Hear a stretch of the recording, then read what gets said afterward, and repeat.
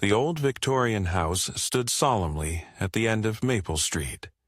Its once vibrant blue paint now faded to a melancholy gray. The Williams family arrived on a brisk autumn day, the scent of fallen leaves mingling with the promise of new beginnings. Jack, a seasoned journalist with a skeptical eye, stepped out of the car and surveyed their new home with a mix of apprehension and hope. Beside him, his wife Claire, an artist drawn to the nostalgia of aged structures, clutched a sketchbook against her chest. Their teenage son, Liam, disembarked reluctantly, headphones clamped over messy brown hair, eyes glued to his phone. To him, this move was a disruption, a wrench thrown into the gears of his carefully constructed world. That evening, as the sun dipped below the horizon, painting the sky with strokes of crimson and gold, they began unpacking. Neighbors drifted by, offering polite smiles and cautious greetings. Mrs. Henderson from across the street brought over a casserole, her gaze lingering on the house next door. "You folks need anything, you just holler," she said, her voice tinged with a hint of concern. Jack noticed the way her eyes darted away when he mentioned their neighbor. "Who lives there?" he inquired casually. A flicker of something, fear, crossed her weathered face. "No one sees him anymore," she replied cryptically, before hurriedly making her exit. Night settled in, wrapping the house in shadows. Claire busied herself arranging furniture, while Jack retreated to his study to explore story ideas for his new freelance venture. Liam, isolated in his room, scrolled through messages from friends left behind. The house creaked and groaned, a chorus of unsettling whispers that seemed almost purposeful. Around midnight, Liam glanced out his window and froze. Standing near the fence was a tall, gaunt figure, cloaked in darkness. The man's eyes, glowing faintly, met his before he vanished into the mist that swirled up from the damp ground. Heart pounding, Liam tore off his headphones. "Dad," he whispered to himself, but doubt held him back. Who would believe him?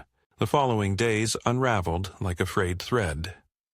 Claire's cheerful demeanor waned as she began to notice her paints inexplicably drying out, colors muddling into murky browns and blacks.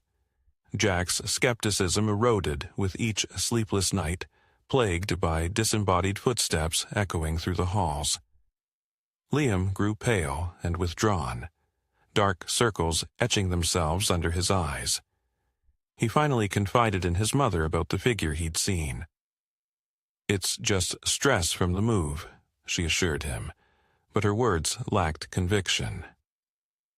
That evening, Jack decided to pay a visit to their elusive neighbor, spurred by a blend of journalistic curiosity and paternal protectiveness. The path to the adjacent house was overgrown, weeds and thorny vines clawing at his ankles. The windows were boarded up, and the front door bore strange symbols carved deep into the wood. Jack knocked, the sound swallowed by the oppressive silence. As he turned to leave, a cold breath grazed the back of his neck. "You're not welcome here," a voice whispered, raspy and distant. He spun around, but the porch was empty. That night, the poltergeist activity escalated. Doors slammed of their own accord, mirrors shattered, and a sinister laughter reverberated through the walls. The family huddled together in the living room, fear binding them tighter than any familial bond. Desperate for answers, Jack delved into the town's archives. He uncovered the tale of Tobias Grayson, a man accused of delving into dark occult practices a century ago. Banished by the townsfolk after a series of unexplained disappearances, he vowed vengeance from beyond the grave. Legend had it that his spirit lingered, tethered to the very ground upon which the Williams' new home stood. Armed with this knowledge, Jack confronted his family. "We need to leave," he urged, but it was too late. That night, the house itself seemed alive, a malevolent entity intent on consuming them. As the clock struck midnight, the walls began to bleed a viscous, black substance. Phantom hands reached out from the shadows, cold and unyielding. Claire screamed as her artwork burst into flames, the canvases contorting into grotesque visages. Liam was pulled toward the basement by an unseen force, his fingers clawing at the floorboards. Jack grabbed his son, pulling with all his might. "You took what was mine," a voice thundered, shaking the very foundation of the house.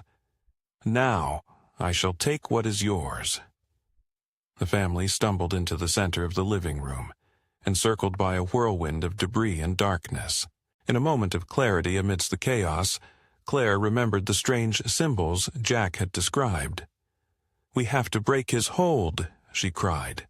She rushed to her studio and grabbed a tube of white paint, frantically drawing counter-symbols on the walls and floors, guided by some instinctual force. Jack joined her, his hands steady despite the terror coursing through him.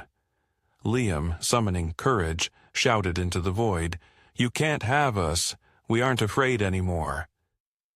A deafening silence followed his declaration. The house groaned, the malevolent presence recoiling. Suddenly, a piercing shriek filled the air as a shadowy figure materialized before them, the spectral form of Tobias Grayson. His eyes burned with hatred, but there was something else, a flicker of sorrow. "I was wronged," he whispered. Claire stepped forward, her voice soft yet firm. "Your time here is over. You need to move on." She extended her hand, and for a moment the ghostly visage softened. Grayson's form began to dissipate, the darkness lifting as dawn's first light filtered through the shattered windows. The oppressive weight that had suffocated the house evaporated, replaced by a tentative peace. In the aftermath, the Williams family stood amidst the wreckage of their home, bound by the ordeal they'd survived. As repair crews were called and plans to move were discussed, Liam discovered an old locket among the debris, a photograph of a young Tobias Grayson and a woman bearing a striking resemblance to Claire. Showing it to his parents, a chill ran down their spines. The realization settled uncomfortably. They hadn't just been victims. They were part of a story that transcended time. "Perhaps he wasn't trying to destroy us," Claire mused quietly. Maybe he was trying to be heard. Months later, as they prepared to leave Maple Street behind, Claire couldn't shake the feeling that their lives were now entwined with the unknown. On their final night, she placed the locket on the porch of the dilapidated house next door. "Rest now," she whispered into the twilight. As they drove away, a shadow flickered in the upper window, a silhouette watching, waiting. The house receded in the distance, but the echoes of its secrets lingered. A haunting reminder that some doors, once opened, are not so easily closed.